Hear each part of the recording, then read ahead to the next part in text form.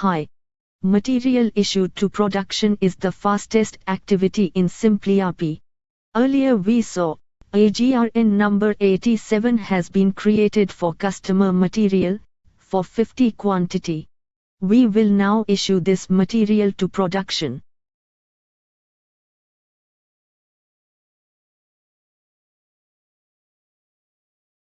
Go to Fast Processing, Production Issue button.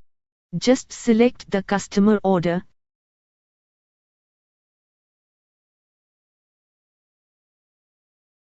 Type the item code to be issued. Automatically, simpliRP will show the available stock along with batch number or heat number, on FIFO basis.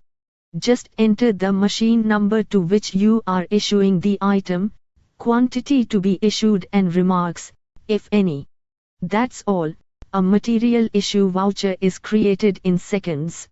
Please go to Sales Order Project Costing Sheet, refresh the page.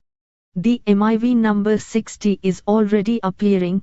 Click that you can see MIV with whole lot of info.